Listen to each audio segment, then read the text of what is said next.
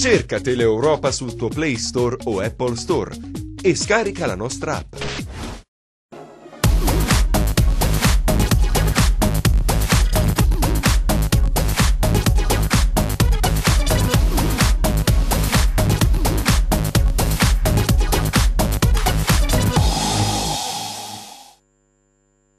Buon pomeriggio da parte di Franco Segreto, Replay Teleeuropa, c'è la musica in sottofondo. 11 marzo 2019 parleremo di quella che è stata la sconfitta del Cosenza in casa, una sconfitta che brucia contro il Brescia per 3-2, parleremo anche naturalmente della vittoria del Crotone in posticipo a Salerno, alla Rechi per 2-0, una doppietta di Simì, poi avremo una telefonata con il collega Filippo Veltri subito dopo la prima pausa pubblicitaria e naturalmente parleremo principalmente di quello che è successo al Cosenza in questa parte di campionato. Ne abbiamo raccolto 10 di episodi che riguardano appunto dei torti, tra virgolette, arbitrali, subiti dal Cosenza, l'espulsione di Braglia, quella di Trinchera, rigori dati, non dati, il gol di Maniero a Brescia che praticamente ha visto solamente l'assistente di linea, il guardalinea e magari l'arbitro no. Vabbè, insomma, abbiamo fatto una piccola raccolta proprio per far vedere ai nostri telespettatori che ci hanno sollecitato con mail, messaggi, WhatsApp per capire e vedere quello che poi naturalmente potrà succedere da qui alla fine del campionato, perché si preannuncia, ve lo dico già da adesso, un finale di campionato veramente caldo in tutti i sensi. Poi nella seconda parte naturalmente andremo a parlare di quello che è successo in Serie C con la vittoria interna, la sconfitta interna del Catanzaro per 2-1 contro il quotato Catania, poi la sconfitta sul neutro di Vibo Valencia del Rende, ha perso per 2-0 contro la Sicula Leonzio, ha riposato la Vibonese, naturalmente questo lo vedremo insieme agli highlights nell'ultima parte. Grazie a Gianluca Gagliardi che ci parlerà della questione tecnico-tattica, già allenatore del Cosenza Calcio e della Triestina, e con noi Attilio Malena. Grazie Attilio, ti ho rincorso per un bel po', finalmente ci sono riuscito. Ci siamo riusciti, buon pomeriggio a tutti, ben trovati. Grazie Attilio Malena, lavora per Tutto B, lavora per Radio Monte Carlo Sport e collabora con noi insieme a Paolo Amedeo, che salutiamo, il giovedì sera, naturalmente seguitissimo il loro programma che si chiama Tempi Supplementari, qui da noi a Teleeuropa Network. E grazie naturalmente al nostro compagno di viaggio e d'avventura, Aldo Cennamo. E io ringrazio naturalmente Enzo Leonetti in regia, Michele Cava alla camera e poi Giuseppe Costanzo e Luca Chito alla messa in onda. Allora, io direi di andare a vedere immediatamente quelli che sono stati i risultati di questa giornata di Serie B, vedremo poi la classifica generale, naturalmente faremo un primo giro e poi entreremo naturalmente in quello che è appunto la situazione che vogliamo trattare oggi, quella degli arbitri. Allora, Serie B, vediamo quello che è successo. Grazie Enzo Leonetti. Allora, questi sono appunto i risultati: Ascoli Livorno 1-1, Cittadella batte Pescara 4-1, Cosenza il Brescia ha battuto il Cosenza per 3-2, Cremonese Benevento 1-0, Lecce Foggia 1-0, a Perugia il Verona ha battuto la formazione di Alessandro Nesta per 2-1, poi a Salerno, lo dicevo inizialmente, vittoria importantissima in chiave salvezza del Crotone per 2-0 contro la Salernitana di Gregucci, lo stesso risultato il Padova ha battuto lo Spezia in trasferta per 2-0 e naturalmente Venezia-Palermo sarà il posticipo. Ricordo che in questo turno di campionato ha osservato un turno di riposo il Carpi. Andiamo a vedere subito la classifica generale. Vediamo, al comando c'è sempre il Brescia che ha allungato 50 punti in attesa appunto del posticipo tra Venezia e Palermo. Palermo al secondo posto con 45 punti insieme al Verona, 44 il Lecce insieme al Pescara, 43 il Benevento, 39 Cittadella, 38 Perugia, 37 lo Spezia, 34 la Salernitana, 33 il Cosenza, 31 l'Ascoli, 30 la Cremonese, 27 il Livorno, con 26 punti Foggia, Venezia e Crotone, 23 il Padova e chiude la classifica generale il Carpi con 22. E allora, vogliamo un attimino, Mise, tu eri allo stadio, hai seguito la partita tra il Cosenza e il Brescia, Cosenza che era in vantaggio di 2 reti nel primo tempo, poi nella ripresa vedremo anche gli highlights, come ha inquadrato questa sconfitta del Cosenza che ha lasciato tutti i tifosi, gli 11.000 che sono accorsi al Marullo appunto con veramente l'amaro in bocca, poi sentiremo anche Braglia. Vai mister. Franco, come mi piace dire a voi spesso, è stata la classica partita dei due volti, no? Il primo tempo una partita e una protagonista, il secondo tempo un'altra partita e un'altra protagonista.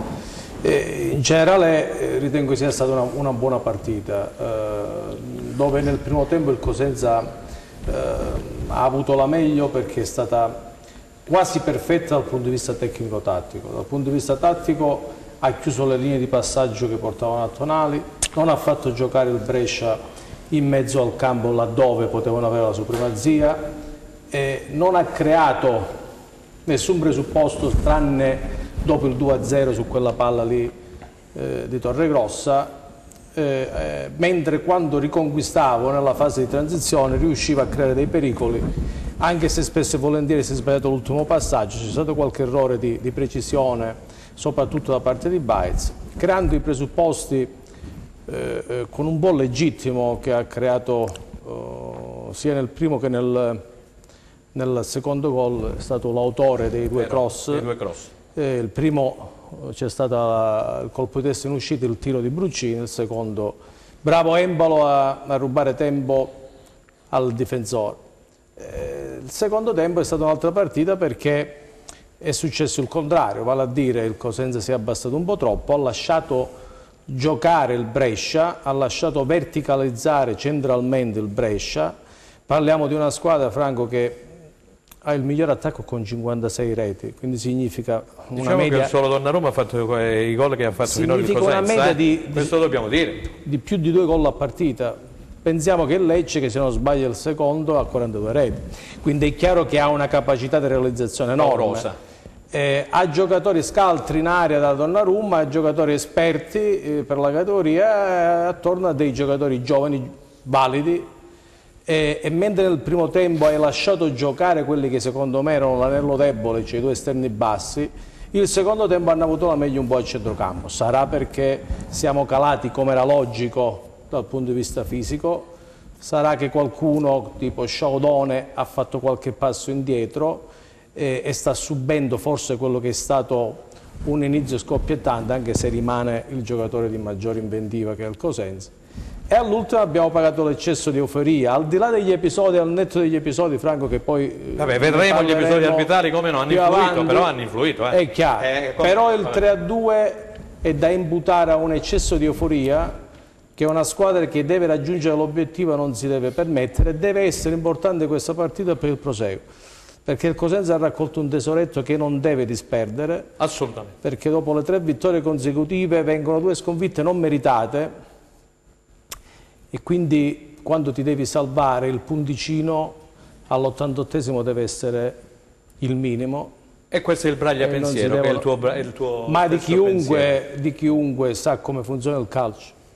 Allora Attilio, noi entriamo in argomento perché il Cosenza, parlava mister Gagliardi, viene da 2 sconfitte immeritate. La prima a Foggia con un fuorigioco di Iemmello non segnalato dall'assistente né tantomeno dall'arbitro. È la stessa cosa per la rimonta del Brescia al San Vito di Cosenza, perché poi vedremo gli highlights. Il primo gol di Spalek, dello slovacco, è in netta posizione di fuorigioco. Poi abbiamo visto anche il rigore, c'era, non c'era, però ieri ho sentito anche il collega Antinelli su Rai Sport insieme a Antonio Lopez, che saluto, insieme a Gianni De Biasi, ex allenatore del Cosenza, che dicevano che il rigore è stato troppo generoso e che la posizione di fuorigioco l'hanno evidenziato sia il Corriere dello Sport in pagina nazionale con la fotografia, sia la Gazzetta dello Sport. Il gol di Spalek doveva essere annullato. Te la parola. No, penso che le immagini siano da testimonianza in questo senso, così come penso che sia utopistico non pensare in maniera negativa e con l'amaro in bocca al finale della partita. È stata una gara, come giustamente diceva il mister, che il Cosenza con quell'1-2 sembrava aver tramortito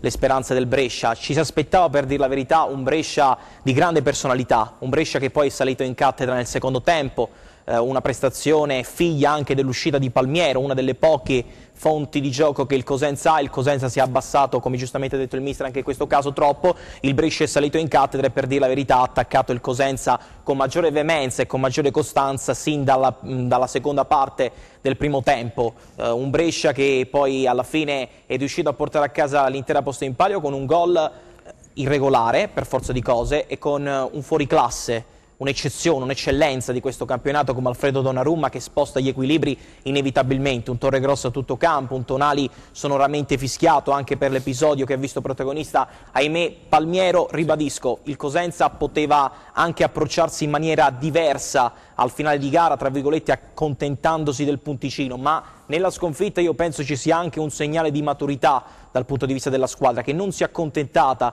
del punticino, ma sentiva di essere e di non meritare la rimonta subita dal Brescia. Negli ultimi minuti l'episodio che poi ha fatto la differenza, ribadisco, con un fuoriclasse assoluto come Alfredo Donnarumma, ma il Cosenza esce anche da questa gara assolutamente a testa alta e con la consapevolezza di poter raggiungere l'obiettivo stretto giro di posta.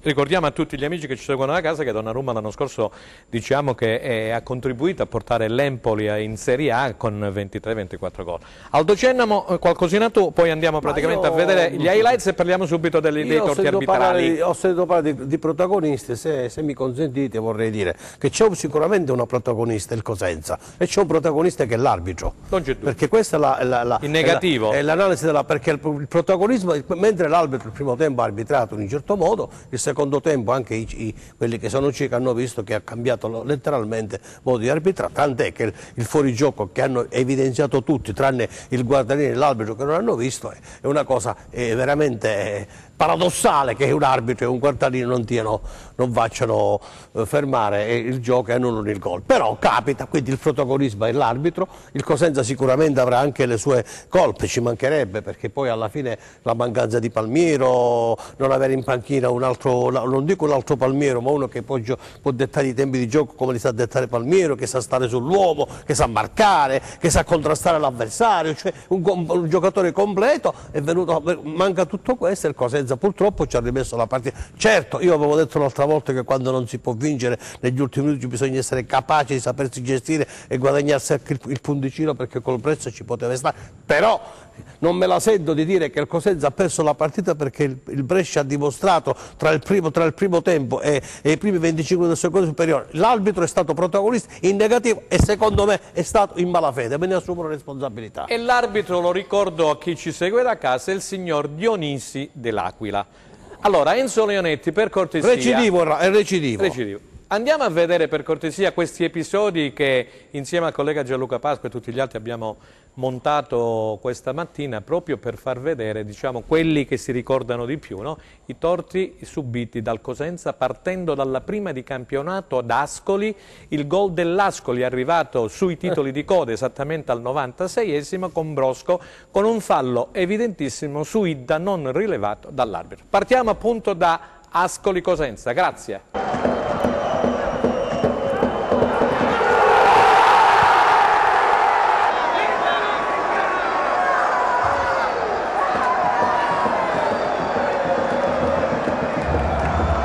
Ecco qua, mister, fallo evidentissimo su Idda, c'è un giocatore dell'Ascoli che sposta Idda per permettere praticamente l'inserimento di Brosco per la battuta a rete di testa. Era da segnalare questo fallo, no? Ma penso che è evidente, diciamo, evidente, no? Anche se questi sono falli un po' più difficili, perché in mischia difficilmente li fischiano. Se pensiamo che un giocatore come Bonucci l'ha fatto a Madrid in modo anche ridicolo, figuratevi poi ad Ascoli. Vabbè, ci poteva stare la punizione. Attilio, io vado a farti vedere insieme ad Aldo e a tutti gli amici che ci seguono dalla Calabria e dalla Sicilia quello che è successo, il fallo di mano, che l'arbitro non ha concesso il calcio di rigore su un cross dalla destra del Cosenza e riguardava la partita con il Perugia. Andiamo a vedere Cosenza-Perugia, grazie.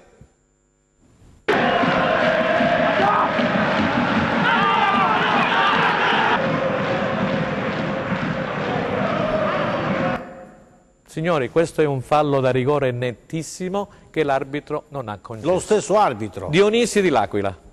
No, penso che come nel caso di prima le immagini parlano da sole e non meritano secondo me di essere commentate.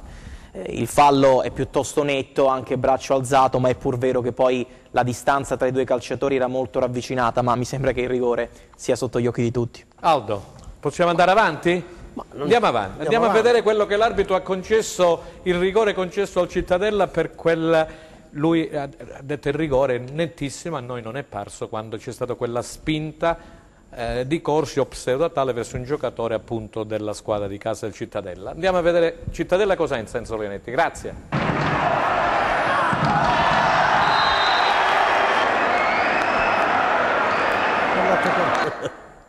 Questo l'abbiamo commentato qualche tempo fa, qualche mese fa con Gianluca Gagliardi che era ospite con noi, questo fallo di Corsi che l'arbitro ha ritenuto essere calcio di rigore. Franco, scusa, evitiamo però di pensare una cosa dopo questi No, li dobbiamo vedere tutti, per carità. Non stiamo facendo le vittime.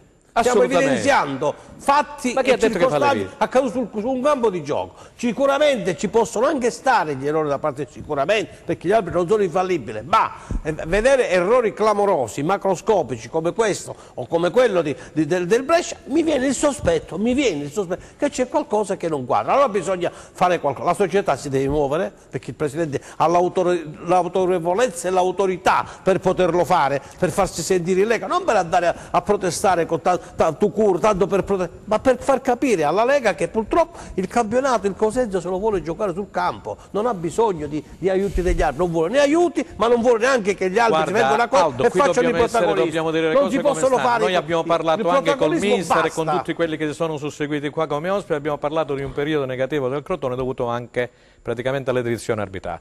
Bene ha fatto, e salutiamo la presidenza Vrenna e chi per loro naturalmente, a farsi sentire nelle sedi opportune, perché il Crotone è stato massacrato regolarmente e abbiamo fatto vedere durante le nostre trasmissioni quello che hanno fatto a Crotone. O mi sbaglio, Attilio? Aggiungo, scusa, un'altra cosa, che poi debba vincere il Brescia e il Verona, anche i ciechi lo sanno, però vincessero in un modo non così sfacciato, perché è vergognoso con quello che sta avvenendo. Attilio? No, la considerazione secondo me da fare sul sistema arbitrale riguarda anche un po' a 360 gradi la situazione che vive il calcio italiano, l'applicazione del VAR che verrà introdotto da qui a poco anche in Serie B, che creerà, così come ha fatto in Serie A, anche tante polemiche. Diminuiranno certamente gli errori, ma aumenteranno ancora di più le polemiche, l'applicazione è ancora da chiarire in tutto per tutto in Serie A, quindi è una classe arbitrale che in questo momento, in cui c'è poca collaborazione, anche negli episodi che abbiamo visto in questo momento, sembra che l'arbitro sia un uomo solo al comando, senza una collaborazione, senza una squadra intorno che possa favorire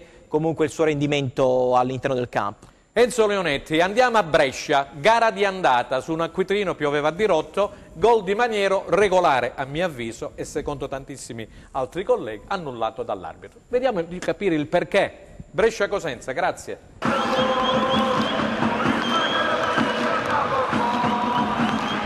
Ecco qua, calcio di punizione dalla destra, ditemi voi se c'è qualcosa. Questo è il gol di Maniero annullato a Brescia, non era fuori gioco. Questa è la più allucinante, tranne che, visto che noi non la vediamo bene, c'è una linea di fuorigioco talmente sottile. Ma guarda, deve essere migliore di Sky questa linea. Deve essere migliore di Sky questa linea, questo deve avere veramente, come dire... Il guardalinea è l'unico che può avere questa certezza. Noi dal primo momento abbiamo visto che non c'è assolutamente, è un gol regolare, o no Attilio? Gol regolare, ma è complicato anche stabilirlo, c'è da dire anche questo. Vogliamo rivederlo, come diceva il per mister, cortesia, è una linea perché... talmente sottile che è veramente complicato poter giudicare questo episodio. Ecco qua. All'inizio sembra addirittura che Maniero sia di pochissimo davanti, ma poi per come si è sviluppata l'azione sembra effettivamente che il gol di Maniero sia assolutamente regolare. Ci hanno chiesto anche molti amici, tifosi, colleghi di far vedere anche il pareggio che è stato convalidato al Pescara in occasione di Cosenza-Pescara, quando c'era Cero Folini, attualmente portiere del Bisceglie, tra i pali, difendeva i pali del Cosenza con quel colpo di testa di Crecco. Andiamo a vedere Cosenza-Pescara, grazie. Non ha superato la linea. Vi ricordate questa scena? Sì. Guarda, eccola qua. La palla è entrata o non è entrata? Ma assolutamente. L'abbiamo già vista parecchie volte. Parecchie volte anche con Sky, l'abbiamo vista con gli amici di Sky, la palla non è entrata assolutamente. È stato convalidato con la Cosenza. No, forse è questo l'episodio più clamoroso. È vero o no? In realtà, secondo me sì, questo è l'episodio. Perché l'arbitro era a centrocampo. No, ma non c'è nemmeno il dubbio, perché la palla forse non entra nemmeno di 3-4 centimetri in porta. Questo secondo me è un po' l'episodio, la goccia che fa traboccare il vaso. Conta la circonferenza, quindi non solo si vede che non è incerto se ha passato la linea, ma anche qualora l'avesse passata, la base della... È la luna del pallone. E la circonferenza è sulla linea. È la luna del pallone che deve superare la linea. Sono quei episodi dubbi che generalmente gli arbitri danno a favore, nel senso lasciano passare, invece No, ma questo non penso nemmeno ci sia il dubbio, sinceramente, così come il rigore dell'Inter contro la Fiorentina, sono episodi a cui non si può dire niente. Non penso lo debba vedere l'arbitro questo, perché l'arbitro ha possibilità. Franco, anche scusami se mi Scusami, ci hanno chiesto, gli amici da casa ci hanno chiesto anche un Cosenza Cremonese con l'espulsione di Baez che è più ma non è possibile. Allora siamo andati a recuperare, cari amici, anche Cosenza Cremonese, caro Enzo Leonetti, l'espulsione di Baez. Andiamo e la commentiamo. Vai, Cosenza Cremonese. Vediamo se riusciamo a trovarla.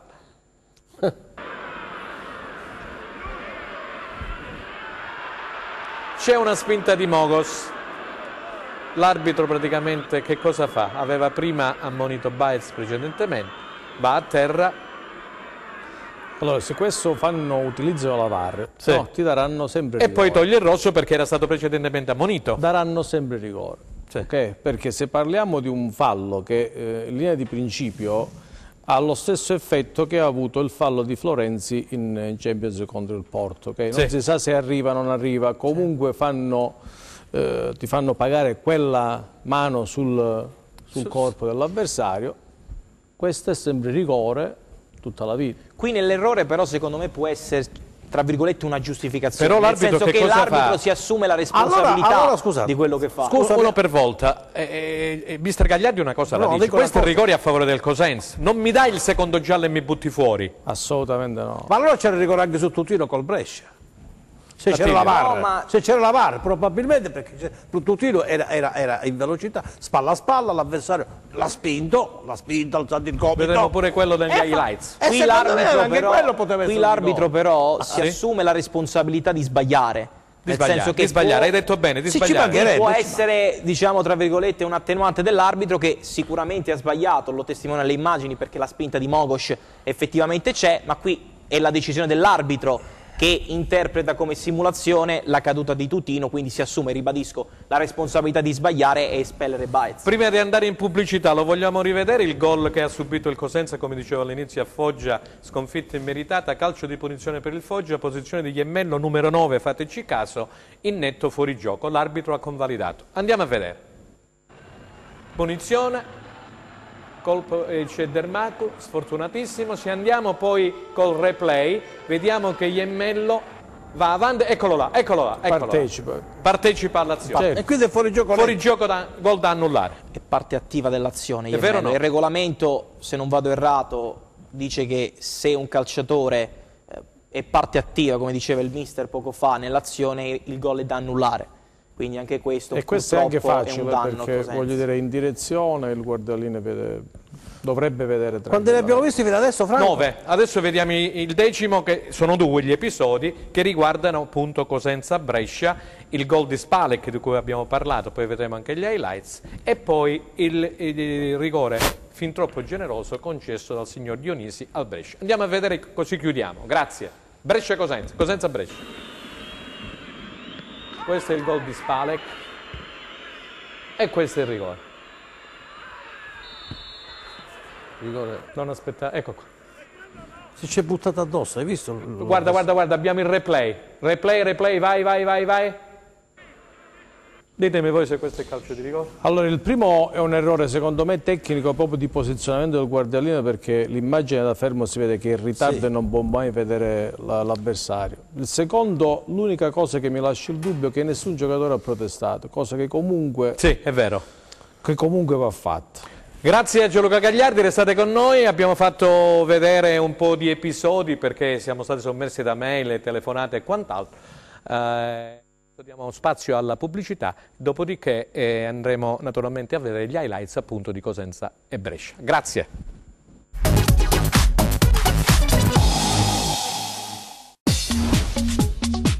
Cerca Teleeuropa sul tuo Play Store o Apple Store e scarica la nostra app.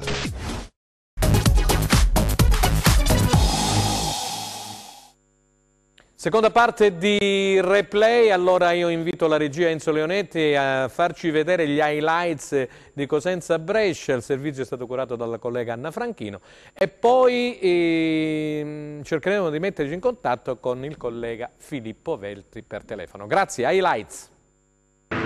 È un Cosenza dai due volti che davanti al pubblico delle grandi occasioni, complice anche una bella giornata primaverile, va in vantaggio di 2 reti nel primo tempo e poi nella ripresa non solo si fa pareggiare ma subisce nell'extra time la rete del KO. Un vero e proprio harakiri dei lupi che nei primi 45 minuti annichiliscono la capolista grazie alle giocate di Tutino ed Embalo, ed è proprio il primo a mettere i brividi ai bresciani all'8° minuto, bordata da fuori aria, l'estremo Alfonso devia in corner. Trascorrono poco meno di 10 minuti e Bruccini sblocca il risultato. Il suo tiro da fuori aria trova una deviazione vincente e si insacca alle spalle del numero 1 delle rondinelle.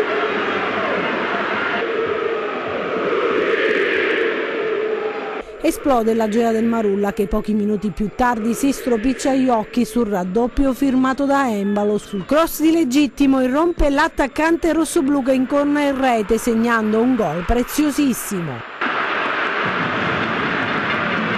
La squadra di Corini incassa il colpo ed è incapace di reagire, e mentre il Cosenza perde Palmiero, costretto ad uscire per un infortunio, gli ospiti provano con Torregrossa ad accorciare le distanze. Il suo pallonetto però si alza di poco sulla traversa. Nella ripresa il Cosenza però sembra davvero un'altra squadra, una sorta di Dr. Jekyll e Mr. Hyde, e dopo aver subito il gol di Spalek in presunta posizione di fuorigioco prova a reagire, ma il fallo subito da Tutino in area e non segnalato dal direttore di gara fa infuriare lo stesso calciatore che viene ammonito e il DS Trinchera che viene allontanato dalla panchina. Al 29° il calcio di rigore assegnato al Brescia e trasformato da Donnarumma ristabilisce la parità.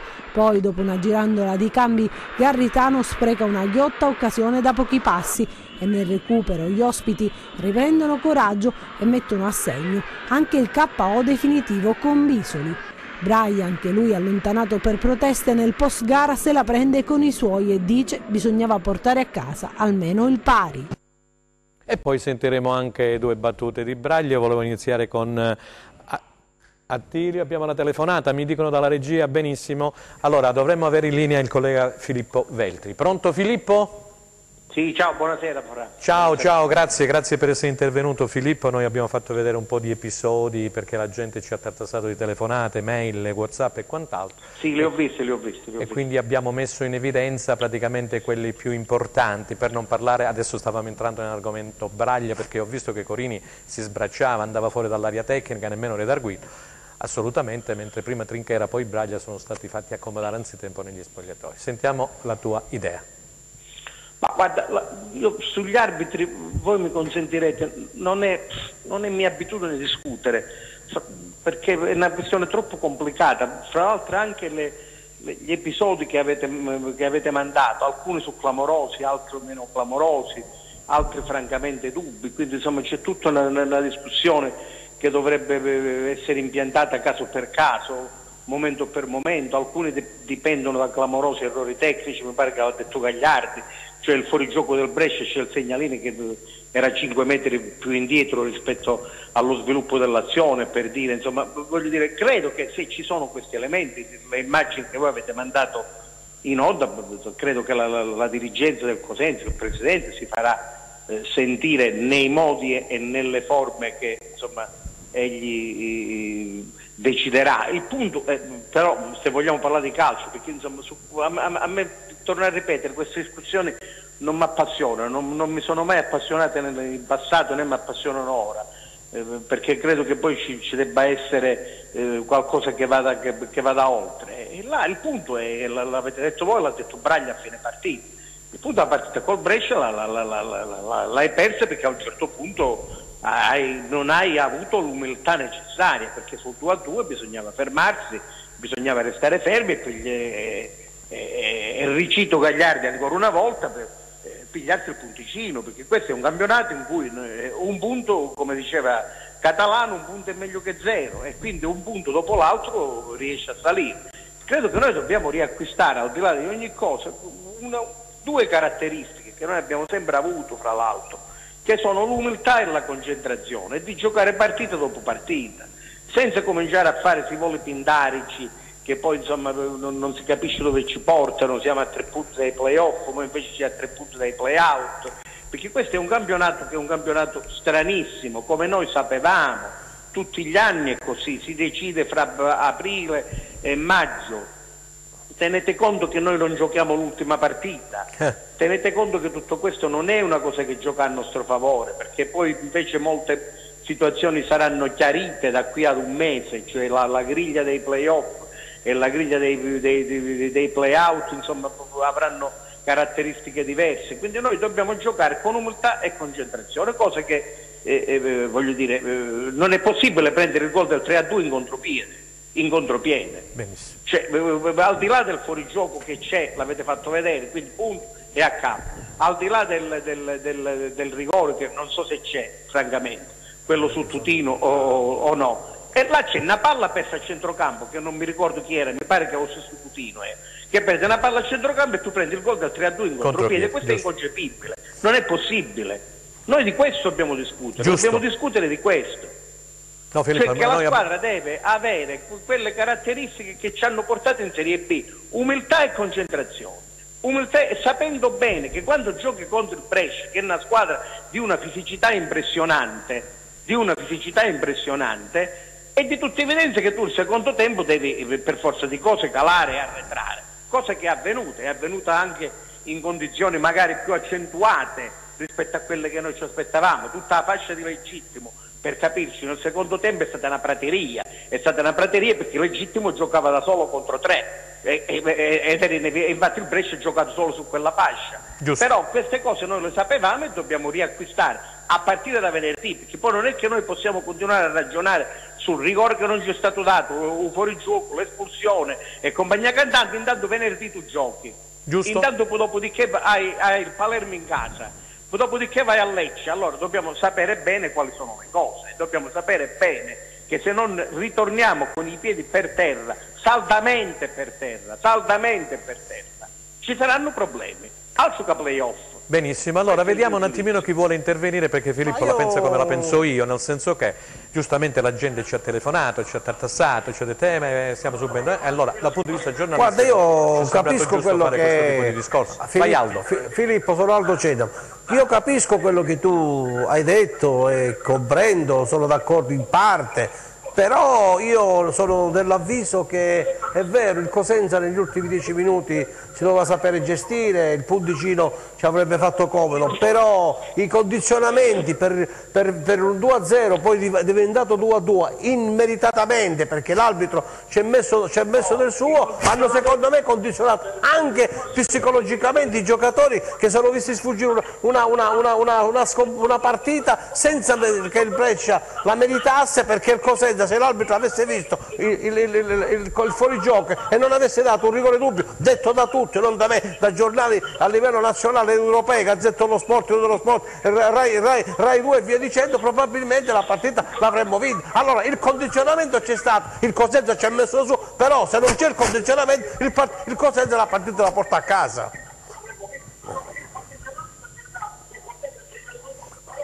Pronto? Non sentiamo nulla, non sentiamo nulla. Ecco, forse dovremmo rimetterci in contatto di nuovo con Filippo, perché forse è saltata la linea. E allora, torniamo nuovamente in studio. Allora, Gianluca, giustamente Filippo diceva, ha fatto un discorso molto chiaro. Dice, non teoricamente corretto. Poi in pratica c'è un calcio giocato e un calcio parlato, in televisione si parla e chiaramente si evidenzia anche quelle che sono queste situazioni. Io sono molto di più critico rispetto a Beltri per quello che sono gli episodi, perché non soltanto il ruolo ma proprio per filosofia penso che sono discorsi che non devono appartenere né alla squadra né all'allenatore né allo staff tecnico ma eventualmente alla società. La partita non si è persa perché l'ha fatta perdere l'arbitro, quindi togliamo questi dubbi, perché l'arbitro ha potuto sbagliare, ma tu stai 2-0 alla fine del primo tempo, quindi devi partire da questo e non creare alibi né ai giocatori né a nessuno, perché il Cosenza non ne ha bisogno, deve soltanto pensare a fare il suo da qui alla fine, come ha fatto bene negli ultimi anni, come ha detto Veltri, e non creare casini, perché non ce n'ha bisogno. Forse abbiamo ripristinato Sì, sono qua. Ecco Filippo che è tornato. Allora Aldo, gliela vuoi fare la domanda per fare, vabbè, senza dilungarti No, ma io troppo. vi ho visto, ho sentito, vi sto sentendo, quindi non c'è un problema. No, la domanda è questa, la domanda è che il Cosenza la partita se l'è giocata e poi purtroppo per tutta una serie di cose alla fine l'abbiamo perso. Certo ci abbiamo messo anche dentro, però gli episodi hanno secondo me condizionato fortemente la partita e i giocatori psicologicamente, secondo me è un mio pensiero, un modestissimo pensiero. È certo che è così, è certo che è così. È certo che gli episodi condizionano le partite, tutti gli episodi condizionano le partite sono fatte da episodi che possono essere a tuo vantaggio o a tuo svantaggio. Clamorosi, Fra Filippo, episodi clamorosi. Determinati da scelte che non sono tue, dalle scelte degli arbitri. Fra l'altro mi pare che l'avete anche detto voi in studio su questa questione, voglio dire, magari se c'erano come ci sarà dal prossimo campionato, quindi è inutile sperare che sia da questo. Se ci sarà dal prossimo campionato il VAR, magari qualcuno di questi episodi che avete fatto vedere potevano essere corretti, a cominciare dal fuorigioco del 2-1 del Brescia. Comunque stiamo parlando di episodi, dopodiché gli episodi determinano tutto, e bisogna capire bene dove farli pendere. E il mio non è un discorso no, ho capito, ho capito il tuo discorso, non è un discorso che prescinde dagli episodi. Do per scontato che ci sono questi episodi che stanno girando male, ma è da questi episodi che girano male che bisogna far ripartire la squadra, altrimenti facciamo un ragionamento che non giova. Questo è il mio cruccio, e che alla fine tutto questo ragionamento rischia non di creare un alibi, perché non ne hanno bisogno, ma voglio dire di creare altre situazioni che magari non ci giovano e che non portano a nulla. Questo è il mio ragionamento. Filippo, io concordo perfettamente con quello che hai detto tu. Si giocherà praticamente venerdì sera in diretta su Rai Sport, una partita molto importante, poi ne parleremo nella seconda parte, perché il Pescara è nei piani alti, nelle zone alte, ha perso 4-1 a Cittadella, avrà il dente avvelenato. Pillon ha rilasciato delle dichiarazioni molto pesanti verso i suoi giocatori, dicendo che non c'è cuore, non c'è grinta, non c'è determinazione, che il Pescara non ha un'anima, quindi sarà sicuramente un'altra battaglia anche all'Adriatico. Grazie a Filippo Veltri per il suo intervento. Grazie a voi, Filippo, Ciao. Allora, Attilio Malena, poi andiamo a vedere praticamente, sentire le interviste. Vai. Una postilla non tanto a margine. Il Cosenza ha sì perso in maniera rovinosa, rocambolesca. Ha perso contro la prima in classifica, che come diceva il mister ha il miglior attacco del campionato, ha uno dei maggiori uomini mercato in tema internazionale, che è Sandro Tonali. È una squadra che in questo momento è sicuramente accompagnata da un pizzico di fortuna in più, ma è una squadra che ha dimostrato anche contro il Cosenza di avere personalità, e guardando il bicchiere mezzo pieno, il Cosenza nemmeno con il Brescia ha, diciamo, messo a segno un colpo negativo. Il Cosenza con il Brescia, come giustamente diceva Aldo, in questo senso, e sono assolutamente d'accordo, se l'è giocata ad armi pari anche con la prima in classifica. Poi è chiaro che si giudica sempre il risultato, ma guardando la prestazione, anche la prestazione contro il Brescia è stata una prestazione da almeno piena sufficienza in pagella. Aldo, altre telefonate, altri WhatsApp. Aspetta che ne vado a leggere uno di un caro amico di Tony, e poi praticamente per quanto riguarda le riprese televisive di chi... Vorrei dire qualcosa in sì, un attimino, perché c'è un WhatsApp importante. Cosenza Brescia è l'ennesima partita dove il Cosenza è stato derubato. Questo è l'amico Giuseppe Thomas, che salutiamo.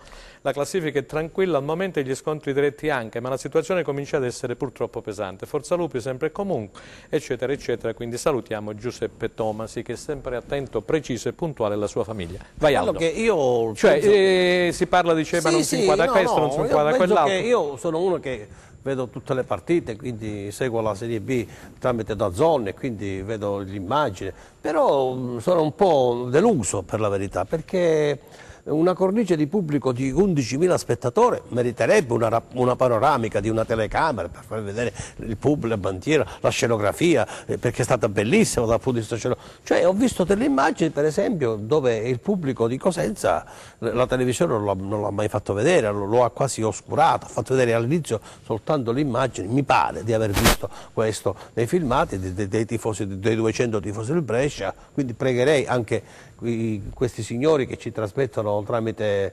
internet queste telepartite di far vedere almeno all'inizio della partita questa scenografia che è bellissima. E poi, Franco, c'è il problema, poi ne parleremo, sì, quella è la seconda parte dei cancelli, gli ingressi, perché abbiamo anche la determina dell'Osservatorio Nazionale, Nazionale. Mazzini, cioè la gente vuole capire, Certamente quello che vi posso dire non è responsabilità della società, ci sono altre responsabilità, ci sono delle disposizioni ministeriali del Ministero degli Interni, per cui la società fa bene a rispettarli, perché non può fare altrimenti rincorrere in multe e con la possibilità che ci potrebbero anche chiudere lo stadio per una domenica, e questo non è possibile. Ci sono responsabilità che la società assolutamente non può disconoscere. Per la verità avevamo invitato il responsabile della sicurezza del Cosenza Calcio, Luca Giordano, che salutiamo, si trova fuori Cosenza, ci ha fatto pervenire comunque la determina del Ministero degli Interni, come diceva Aldo, che poi praticamente leggerò i passaggi più importanti proprio relativi a questa partita, Cosenza-Brescia.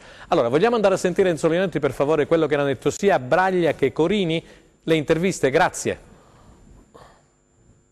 Ci sono alcuni ragazzi che sono calati, e qualcuno grampi, qualcuno ha fatto più fatica che nel primo tempo, perché poi nel primo tempo tutto sommato la partita l'abbiamo gestita bene. Cioè, a me quello che mi fa incazzare è che a 1 minuto e mezzo, 2 dalla fine, non puoi prendere un gol contropiede, fallo, non fallo, non puoi, punto. La partita t'ha girata, hai fatto 2-2, ti porti via il 2-2, non puoi con una superficialità provare a vincere, ma di cosa? Ma di cosa? Finisce la partita, hai fatto 2-2, ti sei preso il punto e vai avanti, perché poi dopo c'è tutte le conseguenze. Più tranquillo e sereno mister Corini, che con il successo di oggi consolida il primato. Cosenza è un'ottima squadra, ha dimostrato anche oggi, c'era un'atmosfera bellissima allo stadio, la squadra gioca molto bene, sapevamo che avremmo incontrato difficoltà e siamo stati bravi a rimanerci dentro le difficoltà e a uscirne un pezzo alla volta stando in partita, e dunque sono veramente orgoglioso di quello che hanno fatto i miei giocatori, perché non era facile, perché il Cosenza è un'ottima squadra, tra l'altro gioca molto bene avendo giocatori tecnici in contrattacco rapido, e dunque rimontare 2 gol e andare a vincere alla fine è un segnale di grande forza che abbiamo dato a noi stessi prima di tutto e anche al campionato. È un segnale che abbiamo dato prima cosa di tutto i giocatori a noi stessi e al campionato, però ha parlato benissimo del Cosenza, della cornice di pubblico, ambiente bello, meraviglioso. Gianluca Gagliardi, vogliamo fare un sunto su quello che ha detto di Braglia? Tu Braglia non l'avevi sentito la prima volta? No, non l'avevo, non ho avuto l'opportunità, ma non è la prima volta, diciamo, che ho il piacere di sentire Braglia dopo la partita e quindi avere lo stesso pensiero. Ma al di là di questo, Corini, che io reputo un allenatore di Serie A, sì, è vero. Per mentalità, personalità, formazione, cultura, ha detto 2 cose sacrosante, ha detto dando un ambiente fantastico, quindi a sottolineare quelle che sono sempre quel qualcosa in più che questa squadra ha a disposizione, e poi l'essere stato in partita, cioè un primo tempo alla mercé del Cosenza, il Brescia, sì. Quindi non aver giocato come il Brescia è abituato. Io soprattutto ho visto dopo 5 minuti una squadra che mi sembrava spaesata, forse un po' sulle gambe, forse sovraccarica di quello che è stato un campionato finora condotto ai massimi livelli, la sconfitta subita in casa, però era una squadra che il Cosenza stava sovrastando sotto tutti gli aspetti.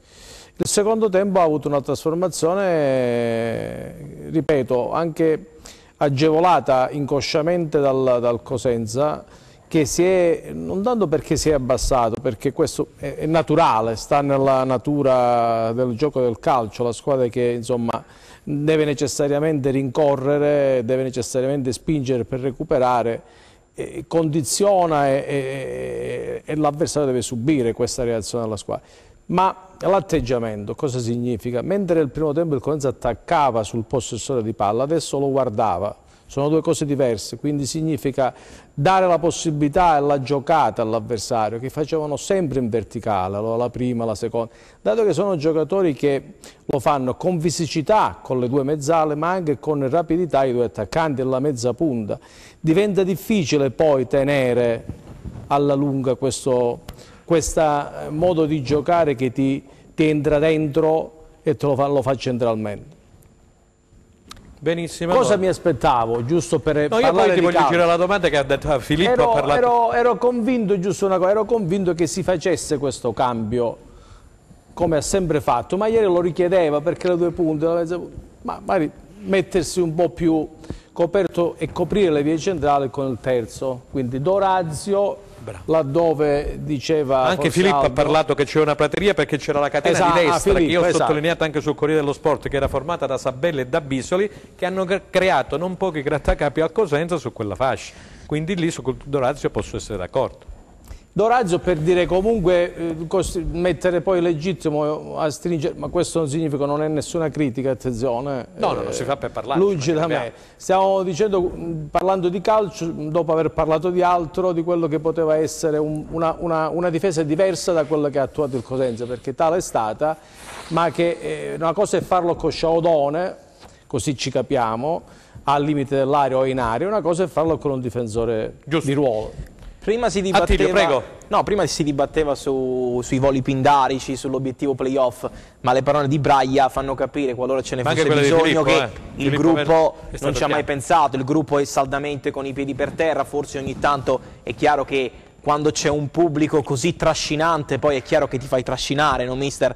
Da un'atmosfera che, come giustamente ha sottolineato Corini, è un'atmosfera straordinaria che merita certamente altri palcoscenici. Non ce l'aspettava Corini, nello stadio, nel terreno di gioco in quel modo, perché poi da Brescia oggi c'erano stati un po' di polemicucci. Assolutamente, però le parole di Braglia, ribadisco, fanno capire che il Cosenza è saldo e pensa a portare a casa i punti sufficienti per raggiungere l'obiettivo, che è quello, logicamente, della salvezza. Senti Aldo, prima di andare in pubblicità, quello che ha detto Braglia, quello che ha detto Corini, dimmi qualcosina tu. Ma Braglia è arrabbiato, come siamo tutti quanti arrabbiati, ha ragione, negli ultimi 5-10 minuti, quando il 2-2 ormai è cosa fatta, devi assolutamente gestirti, non devi spingere, devi stare accorto, attento, ogni pallone che tu hai tra i piedi lo devi dosare bene, e quindi però il Cosenza, anche con quell'azione di Garritano, se Garritano va in porta e fa gol, però quell'azione ha determinato poi secondo me tutto un discorso e il Cosenza ci ha rimesso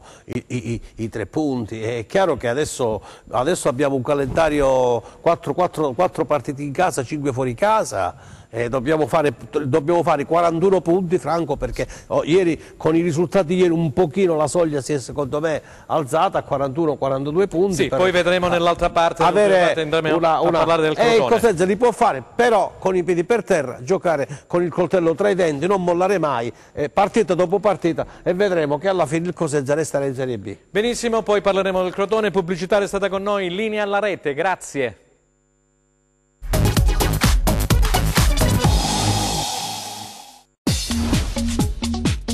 Cerca Teleeuropa sul tuo Play Store o Apple Store e scarica la nostra app.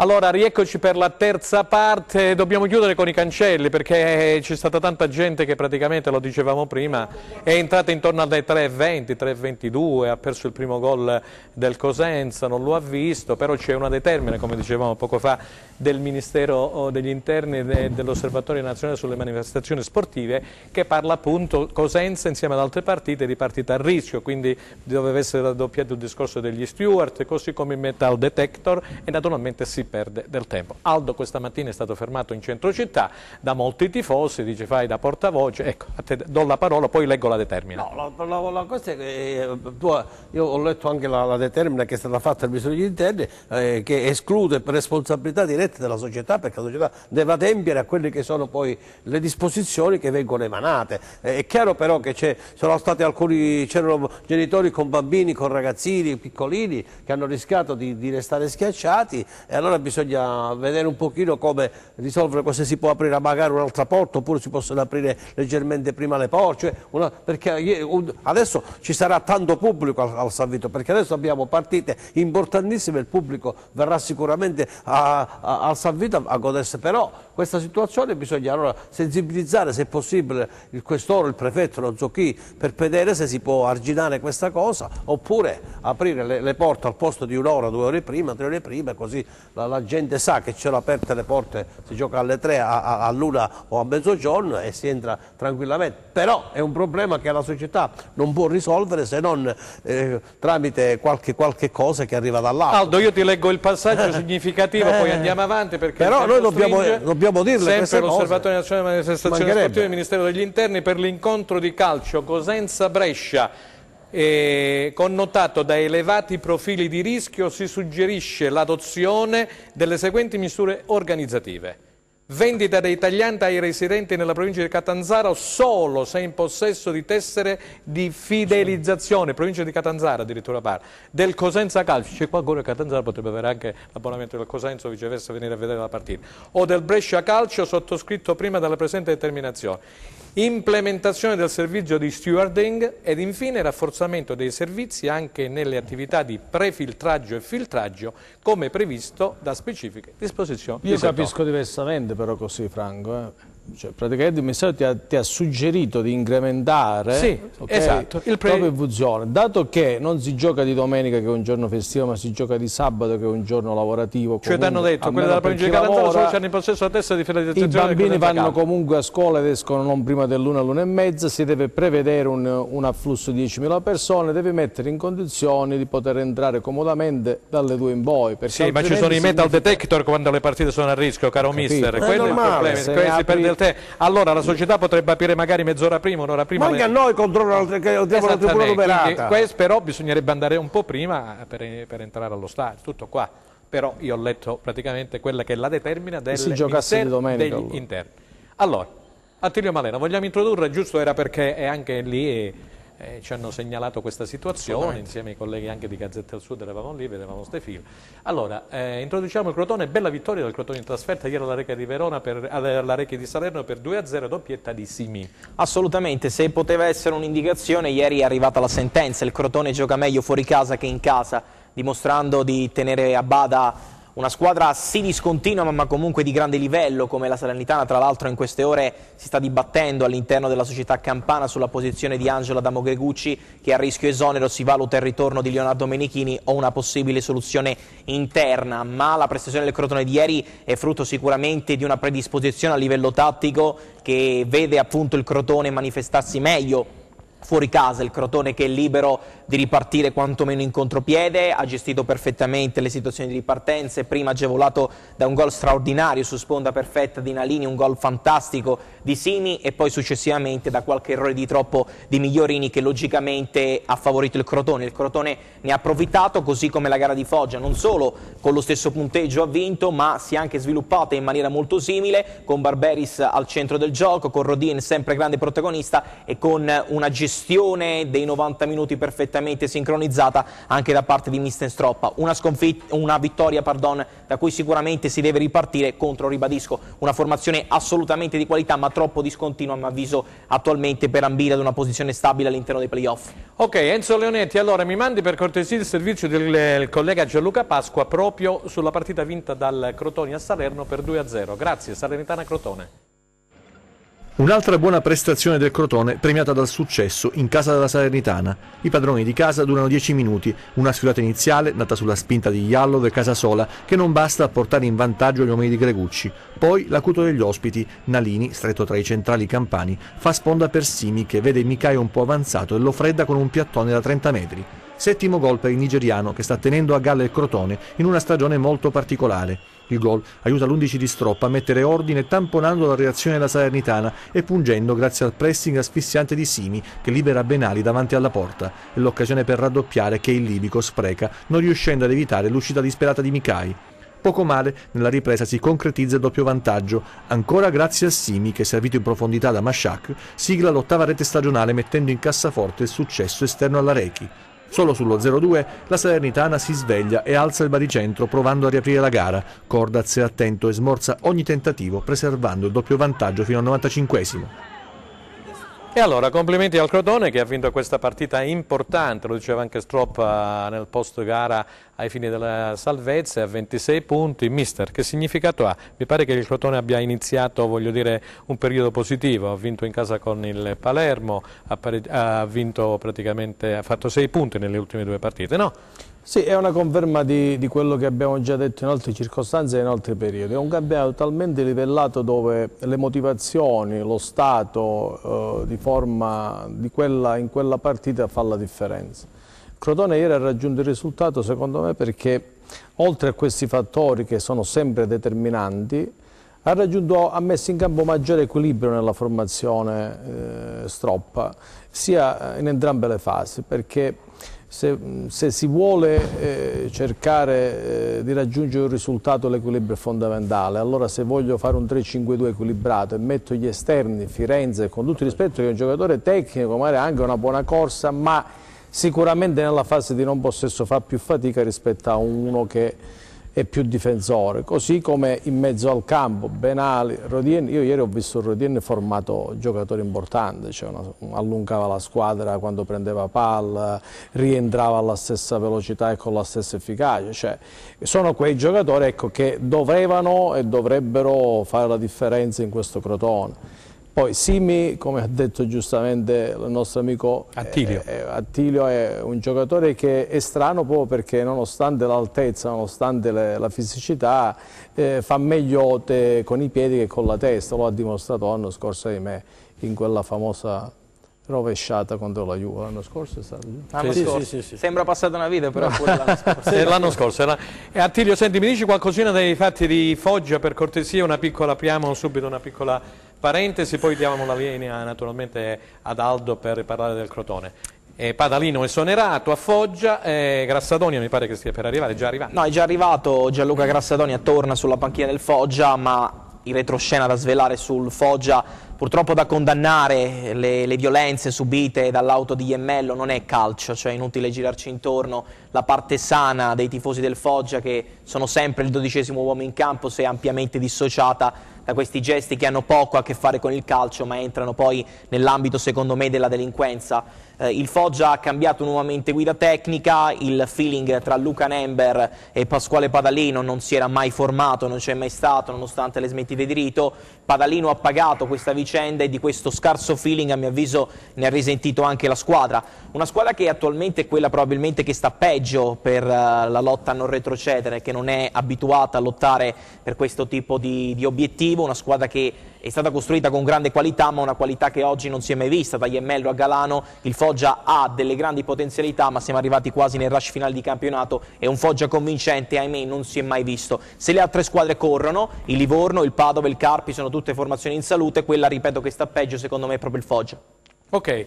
Allora Aldo, torniamo al Crotone, vittoria brillante ieri all'Arechi di Salerno, io ho visto la partita, che si è rimesso in carreggiata. Finalmente il Crotone ha iniziato a calarsi in una realtà diversa da quella che aveva prospettato in partenza, cioè calarsi in una realtà della Serie B non pensando più di essere in Serie A. Ha incominciato a giocare da squadra da Serie B, ha messo in campo, sapendo il pericolo che sta correndo, perché sta correndo un pericolo di trovarsi poi impelagato in una retrocessione che non gli apparterrebbe, perché l'organico non è quello di poter retrocedere, e ha incominciato a giocare da squadra provinciale, facendo veramente, come dice Attilio, fuori casa gioca molto bene, ha dominato la Salernitana perché ha dei giocatori importanti che fanno la differenza, e adesso si trova lì a 26 punti in attesa di incominciare una scalata per potersi portare in posizioni molto più diverse rispetto a quelle che è di tranquillità. È chiaro che però bisogna continuare su questa scia. 3 partite non possono essere ancora determinanti, ma 3 partite danno il segnale che la squadra ha cambiato ritmo e gioco, per cui alla fine il Crotone secondo me si salverà e andrà oltre quelli che sono i dettami di una retrocessione che qualcuno aveva già sentenziato e che noi abbiamo sempre detto che non è così, perché il Crotone ha i numeri per potersi tirare fuori da questa posizione. Enzo Leonetti, mi mandi la classifica, per favore, la classifica della Serie B, perché volevo parlare con Gianluca Gagliardi della parte bassa, dove appunto si trova il Crotone, medio-bassa, dove c'è anche il Cosenza, c'è la Salernitana 34, Cosenza 33, poi a scendere tutte le altre, e poi vedremo anche il prossimo turno. Eccola qua, l'andiamo a rivedere. C'è la Salernitana 34 che ieri ha perso col Crotone, dicevamo, in casa, Cosenza 33, Ascoli 31 che ha pareggiato, la Cremonese che è riuscita a vincere sui titoli di coda al 95esimo contro il Benevento. Poi in 10 uomini la Cremonese, in 10 uomini. In 10 uomini, esattamente. Poi abbiamo Livorno 27, che Livorno pian pianino sta risalendo la china, Foggia 26, il Venezia deve recuperare la partita col Palermo, poi Crotone è arrivato a 26, 23 Padova, 22 Carpi. Torniamo in studio, che cosa dice questa parte di classifica? Dice che nessuna ci sta ieri ha riposato il Carpi, sacrificata. Ci sono delle squadre che comunque, voglio dire, il Cosenza le ha giocate tutte, non ha ancora riposato, riposerà all'ultimo. Sì, hanno due partiti in meno rispetto al Cosenza, l'Ascoli e il Venezia, e una il Livorno e il Carpi, le altre sono appacciate. Ma il discorso che emerge è sempre lo stesso, cioè vittorie come quella della Cremonese contro il Benevento in 10, quella del Padova Spezia, confermano che è un campionato dove qualsiasi partita può essere 1, X e 2. Sì, è aperta a qualsiasi risultato. A qualsiasi risultato. Nessuna è disposta a fare la vittima sacrificale. Ricordiamoci che il Padova comunque ha investito tanto nel mercato di gennaio, ha preso anche giocatori di qualità. E queste, ecco, se guardiamo la classifica dobbiamo pensare, signori miei, sì è vero, abbiamo degli incontri da fare importanti dove possiamo appunto anche perdere, diciamo, sulla carta, ma le altre devono vincere, ma devono vincere ancora 3 partite tutte per superare il Cosenza, che non è semplice, quindi questo non deve far dormire sonni tranquilli. Ma e come vedi invece il Crotone, perché domenica poi ci sarà Crotone-Lecce, il Cosenza giocherà venerdì, l'abbiamo detto a Pescara. Andiamo ad introdurre queste partite? Io penso di non essermi sbagliato mesi fa quando ho detto che l'avversario del Crotone era l'ambiente. Era l'anima di una squadra, di un ambiente saturo, perché era troppo abituato al palato fine e quindi non si calava nella parte, e quindi ancora oggi non so se è un malato che si può ritenere sano, ma ha bisogno di altre prove, perché nonostante questi 3 esploit il Crotone oggi è retrocesso, quindi deve ancora pedalare e deve sperare che qualcuno davanti faccia peggio. No, se il campionato... Sentiamo Attilio, mi dici qualcosina se arriva qualche rumors da Benevento per Bucchi, perché c'erano, dopo la sconfitta ieri di Cremona... No, non ci sono avvisaglie, anche perché il Benevento ha dato fiducia a Bucchi nel momento più complicato, e poi Bucchi e la squadra si sono ripresi in maniera eccezionale e sembrava veramente potesse giocarsi le proprie carte fino alla fine, ma in realtà con queste 2 sconfitte consecutive il Benevento ha dimostrato di avere qualcosa in meno rispetto allo stesso Pescara, rispetto anche alla continuità di Palermo e Brescia. Ma se il campionato finisse oggi, appunto, il lavoro straordinario è stato fatto da Roberto Breda a Livorno, l'ennesimo miracolo sportivo di un allenatore certamente non amico della stampa. Mi sono soffermato qualche giorno fa dalle colonne di tuttob.com sullo strano destino, mister, degli allenatori che non sono amici della stampa, ma che fanno prevalere i fatti e non le parole. Gli allenatori che fanno prevalere al contempo le parole sono sempre lì, trovano sempre squadra, mentre abbiamo citato 2 esempi in quell'occasione. L'esempio di Roberto Breda, mandato via non so per quale motivo a Perugia, ripresa dalla zona retrocessione, e il miracolo dei playoff è quest'anno che sta portando fuori, grazie al lavoro di Diamanti in campo, di Luci, una formazione ben collaudata, sta portando fuori, così come Serse Cosmi, rientrato troppo tardi, avrebbe meritato qualcosa in più dopo il miracolo di Trapani, dopo il miracolo della salvezza di Ascoli. Oggi è chiamato ad un'impresa importante con il Venezia che a mio avviso è la squadra che, lo dicono i numeri, che segna di meno nella parte bassa di campionato, solamente 23 gol fatti. Il Venezia deve ritornare quello di Pippo Inzaghi, non deve pensare di essere una formazione qualitativamente così in grado di passare dall'altra parte della classifica. Oggi il Venezia deve pensare solamente a salvarsi, ed ha certamente scelto l'uomo giusto al momento giusto. Benissimo, allora introduciamo questo, diciamo, anticipo di venerdì, mister Pescara-Cosenza, e naturalmente poi la partita che vedrà di fronte al Crotone il Lecce, che si giocherà a Lecce-Uscita domenica sera alle ore 21. Partiamo con Pescara-Cosenza, mister. Dobbiamo farci trasportare da quell'entusiasmo che ci ha portato in B. Dobbiamo ritornare ad essere quelli, senza pensare a quello che poteva essere, non è stato, senza pensare di guardare oltre, ma pensare alla partita di Pescara. Questo è il principio che sicuramente la squadra e Braglia attuerà.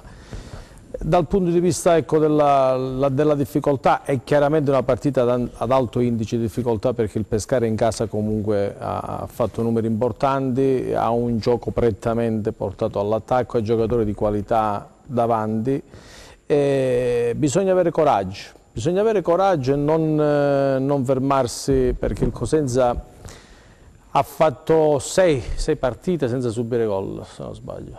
Mi pare giusto? Quindi significa un numero importante che non viene mai per caso, ma è figlia di una fase difensiva fatta in 11, fatta in 11, perché la fase difensiva non è Dermaco, non è Perina, ma è Tutino, è Baez e tutto il resto. E poi quella sfrontatezza che deve avere questa squadra, perché poi è stato il forte quando appunto non era il risultato che doveva essere la cosa primaria, cioè giocare senza l'assillo del risultato o la paura del risultato. Allora, Attilio, mi introduci tu per cortesia questa partita tra il Crotone di Lecce, per favore? Un Crotone che deve dare senza dubbio seguito alla grande prestazione contro il Palermo tra le mura amiche e che viene in questo momento da un risultato super positivo, ma dall'altro canto c'è una delle grandi sorprese di questo campionato di Serie B, che prima della vittoria ottenuta nel derby contro il Foggia grazie a un gol di Lamantia, il Lecce ha avuto sempre una peculiarità in questa stagione che abbiamo anche sottolineato il giovedì sempre con Paolo Amedeo con tempi supplementari: riesce a reagire ad ogni schiaffo preso. In 2 o 3 settimane, per dire la verità, il Lecce non ha avuto questa capacità, subiva troppo senza dare uno schiaffo in più all'avversario, mentre contro il Foggia ha dato segnale di maturità, ha dato la consapevolezza di poter essere da quella parte di classifica con ampi meriti, quindi il Crotone deve essere bravo a imporre il proprio ritmo senza però disdegnare una fase difensiva che secondo me farà la differenza. Del Pescara che cosa mi dici dopo quelle dichiarazioni di Pillon contro i suoi? Il Pescara in questo momento gli manca l'attaccante secondo me. Dibattevamo ad inizio stagione se potesse realmente essere lì fino alla fine, in realtà i fatti dicono che è lì fino alla fine, quindi di questo va dato atto a Beppe Pillon e il suo team. La variabile impazzita e che ha fatto la differenza è il cambio tattico dal 4-3-3 al 4-3-1-2 con Marras a giostrare ritrovando i gol di Bomber Mancuso al fianco di Monachello. La variabile tattica e l'abilità e l'intelligenza di un allenatore d'esperienza di cambiare a stagione in corso. Aldo, dimmi qualcosina allora sia per il Cosenza un minutino che poi andiamo a vedere la Serie C e chiudiamo, e sia il Crotone. Pescara mi ricorda Salernitana Cosenza, quel bel gol di Marulla che ci ha consentito di restare in Serie B, e quindi un campo che non è a nostro svantaggio. Però ti ricordo pure l'anno scorso i playoff, no? Una partita durissima, a playoff, anche i playoff ci ha portato bene, una partita durissima con una squadra fortissima che anche se viene da questa sconfitta e via dicendo, il Cosenza deve andarsela a giocare, come diceva il mister, deve giocare con il coltello tra i denti, non deve avere paura, deve sapere che la squadra c'è, la difesa c'è, che è una squadra la nostra completa, ma che deve prendere coscienza che queste partite si giocano fino al 95esimo. Per quanto riguarda Crotone Lecce è una tripla, Franco, però il Crotone è un grande spolvero. Se dovesse il Crotone superare questo scoglio con Lecce, signori miei, se n'è andato da questa classifica bugiarda e il Crotone è una squadra che alla fine si salverà. Ok, grazie ad Aldo. Allora dalla regia per cortesia introduciamo in questi minuti finali la Serie C. Ve lo ripeto, il Catanzaro ha perso in casa per 2-1 col Catania, ha perso anche il Rende per 2-0 contro la Sicola Leonzio sul neutro di Vibo Valencia, ha riposato la Vibonese. Vediamo un attimino come sono andate le cose con gli highlights. Grazie Leonetti. In Serie C il Catanzaro si illude e delude, bastano solo 3 minuti a Dursi per portare in vantaggio i giallorossi che sembrano in grado di controllare il ritorno del Catania, che però minuto dopo minuto cresce fino ad arrivare alla rete del pareggio con Marotta a fine primo tempo. Nella ripresa i padroni di casa spingono per trovare il nuovo vantaggio, ma vengono puniti da Di Piazza che, innescato da Marotta, segna uno dei suoi classici gol in contropiede girando il ceravolo. Il Razza di Vibo non porta bene al Rende, che in campo neutro cede la Sicola Leonzio per 2-0. D'Angelo è implacabile davanti a Savelloni sul cross di Marano. Al contrario, i biancorossi peccano di precisione quando arriva l'occasione del pari. Alla mezz'ora i siciliani trovano il raddoppio con Ferrini, che indovina la traiettoria giusta dalla distanza battendo l'estremo difensore biancorosso. Nella ripresa il Rende risponde, ma tra errori propri, grave quello di Borrello, e gol annullati, ben 2, non riesce a cambiare il risultato. Niente da fare per la Regina, che non vince neanche in casa dell'ultima della classe. L'espulsione di Baclé per doppia munizione condiziona la gara degli Amaranto con la Paganese, che si vanno a imbrigliare dai campani e nel finale rischiano addirittura la sconfitta, ma Confente para la conclusione di Capece, salvando almeno il pari. 0-0 della Regina contro l'ultima della classe a Pagani, Baclé che si è fatto praticamente espellere al 40esimo del primo tempo, ora non giocherà alla prossima. A Reggio c'è un po' di malcontento. No, sicuramente ne stiamo parlando da diverse settimane, questa potrebbe essere la goccia che fa traboccare il vaso, una prestazione che non soddisfa né mister Massimo Drago e non soddisfa l'intero asset societario, che ha fatto di tutto per riportare l'entusiasmo in una piazza depressa, e su questo non si può assolutamente imputare nulla alla nuova proprietà targata da Luca Gallo, ma in campo qualcuno deve darsi effettivamente una svegliata. 45 minuti veramente insoddisfacenti contro una delle formazioni in questo momento che sta peggio in tutti i Vediamo campionati. la classifica, Alfredo. Vediamo, Enzo, mi mandi alla classifica della Serie C, così la andiamo a vedere insieme, puoi continuare. Però senza dubbio in questo momento ci sono delle riflessioni in corso sull'attuale operato di Massimo Drago, ma Massimo Drago storicamente è un allenatore che, come ha fatto a Cesena, come ha fatto a Crotone... Ecco, guarda la classifica, la Regina con i 6 punti di penalizzazione che ha avuto ultimamente è a 33. Ha bisogno di tempo, secondo me, per metabolizzare i suoi dettami tattici. Quindi attualmente è giusto che il presidente Gallo e l'intero asset societario giustificano gli investimenti con prestazioni maggiormente degne, ma ribadisco il concetto: in questo momento la Regina si deve tornare con i piedi per terra, ma giustamente la società ha fatto rinnamorare un pubblico che fino a qualche settimana fa era depresso. Allora, 30 secondi per il mister, abbiamo chiuso, benissimo. Allora, abbiamo fatto vedere la Serie C, siamo già sui titoli di coda. Io ringrazio il mister Gianluca Gagliardi. Grazie a te. Ringrazio il collega di Tutto B, il nostro collaboratore a tempi supplementari Attilio Malena. Grazie a voi, ci rivediamo giovedì. Ok, grazie al nostro compagno di viaggio e d'avventura Aldo Ceneme. È tutto da parte Buona di Franco serata a tutti, Segreto. grazie. Ci rivedremo lunedì prossimo, andremo a parlare di quello che nel frattempo sarà successo in Serie B, col posticipo appunto di venerdì sera tra il Pescara e il Cosenza, e parleremo naturalmente di Crotone, che giocherà e affronterà il Lecce. Arrivederci, alla prossima!